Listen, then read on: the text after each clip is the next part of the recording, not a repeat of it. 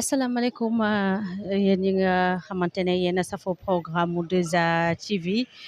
maa ngi leen di nuyu bu baax a baax di leen ziar di leen sargal di leen ñaanal jàmm internaute yi nga xamante ne ñoo ngi fii ci Sénégal ak bitim réew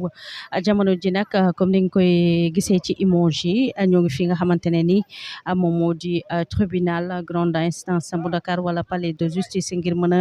a teewee li nga xamante ne moom moo di procès Fallou Fall am na ay avocat benn avocat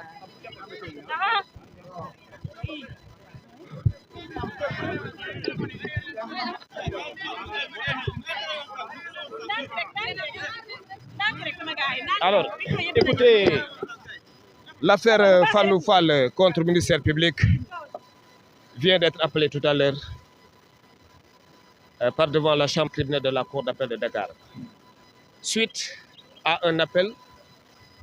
que nous, avocats de la défense, avions interjeté contre ce jugement qui, nous avions estimé à l'époque, était critiquable. Et par conséquent, qu'en appel, on pourrait faire en sorte que le juge d'appel revienne sur des pans entiers de cette décision. Maintenant, tout à l'heure, avant que le juge ne fixe la date de renvoi au 25 juin, je précise, parce que le juge aussi est tenu de respecter certaines règles, à savoir le principe du contradictoire. Car l'affaire ne saurait être évoquée en l'absence de la partie civile, ce qui est dans son droit le plus absolu. Alors, puisque la partie civile n'était pas sur l'audience, quand bien même elle aurait été convoquée, car dans le dossier de la Cour, nous avions eu à verser et à vérifier effectivement que les décharges des convocations ont été versées au dossier. Mais pour, comme je l'ai dit tout à l'heure, respecter le principe du contradictoire, le président de la chambre criminelle, que nous saluons pour sa sagesse, sa perspicacité et pour sa rigueur, a ordonné le renvoi de l'affaire. Mais il n'y a pas péril en la demeure. Dans la foulée de ce renvoi, nous avons plaidé, mes confrères de voix, Maître Elas Diouf, Maître Ndiogoudiaï, Aïssatou Diallo, Maître Sen Aïssatou, ainsi que tous les confrères conçus dans cette affaire, nous avons eu à plaider la liberté provisoire. Nous avons soutenu que le sieur Fallou Fall est régulièrement domicilié et qu'aujourd'hui, la plupart de nos concitoyens, qu'ils soient ici, dans le territoire national ou à l'étranger, la plupart de ces concitoyens sont avec le sieur Fallou Fall. Et nous avions dit, cela en dit long sur la qualité de la personne qui est de très bonne moralité. Parce qu'aujourd'hui, je rappelle que toute la salle, pratiquement, était venue l'assister. Voyez-vous, donc il méritait quand même de bénéficier de cette liberté provisoire. Mais on comprend quand même la décision du tribunal, car le tribunal a estimé certainement, comme l'a soulevé l'avocat général, que sa liberté pourrait s'ériger en trouble à l'ordre public ou constituer un obstacle pour la manifestation de la vérité, ce qui est tout à fait normal. Mais de toutes les façons, on attend le 25, Inch'Allah, mes confrères et moi-même, nous serons là pour retenir cette affaire et la plaider, et nous espérons qu'à la date d'audience, Inch'Allah, la Cour d'appel va revenir sur les pans entiers de la décision antérieure et qu'il va ordonner sa liberté, car il continue toujours de clamer son innocence. Et aucune preuve, au moment où je vous parle, n'a été retenue de façon rigoureuse contre lui. Je ne vais pas aller dans le fond de l'affaire, mais retenez qu'il clame toujours son innocence et on attend et on avisera. Je vous remercie. Alors, Magui informé Nini que Fallou Fall dañ ko doon atte tey chambre criminelle cour d'appel mais tout à l'heure président bi mu xoolee dossier bi gis na ne avocat yi ak procureur général def nañu diligence yi joxe nañu convocation yi ba partie civile bi signé ko ñëwul lu tax ñëwul xamuñu ko dañ si maandu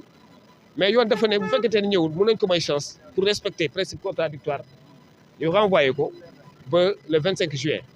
bu boobaa aussi mu ñëw mu ñàkk ñëw dañ koy atte bu boobaa on aura préservé ses droits mais ci kaw loolu aussi maak maître El Hadj Diouf maa ngi koy saluer au passage ak maître Ndiogou Ndiaye maître Aïssatou Diallo ak maître Sen laaj nañu cour bi ñu daal di koy may liberté négodiku liberté provisoire mais avocat général dafa opposé wu wax na ne lu muy ragal mooy bu génnee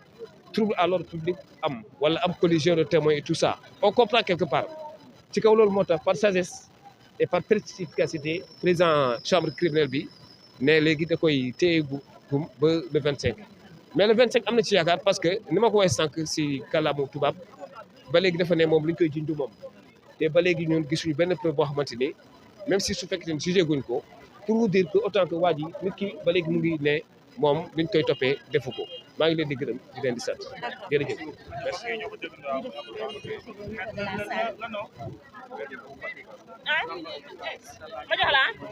ñu ngi wax suñu jigéen di la grande journaliste ki nga xamante ni moom mooy Nafa Ngom Nafa maa ngi leen di nuyu baax di leen masawu. maa ngi leen di nuyu maa ngi leen di fay yéen ñëpp di leen masawu waaye itamit di leen wax ne c'était pas du tout facile tey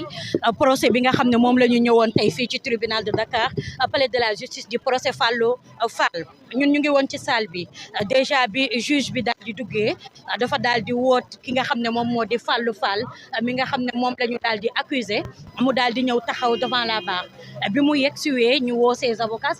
ñëpp daal di jóg taxaw mais problème bi mu ngi commencé déjà bi ñu commencé woote li nga xam ne moom moo di les témoins déjà partie civile bi ñëwul xamuñu lan moo tax ñëwul waaye itamit témoins yi nga xam ne début bi problème bi di am ñoom ñoo ñëwoon témoigner ba taxoon ñu condamné ki nga xam ne moom moo di Fallou Fall 15 ans de prison fekkoon mu tëdd li nga xam ne moom moo di 5 ans ñooñu aussi daal ñëwuñu donc te xam nañ ne loi dafa juste ci ñëpp que nga tooñ que ñu tooñ la yéen ñëpp yéen a yem ci li nga xam ne moom moo di yoon looloo tax bi loolu amee li nga xam ne moom moo di le juge le président dafa daal di ne takk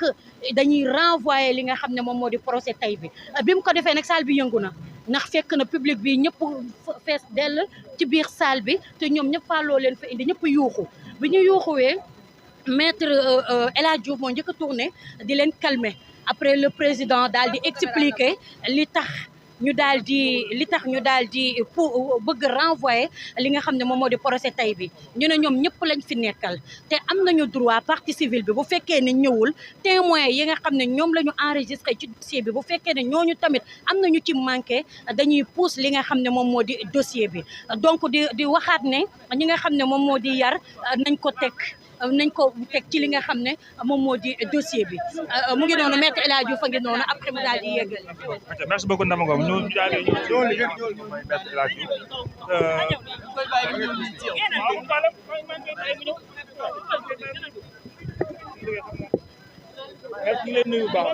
mais maa ngi leen di fay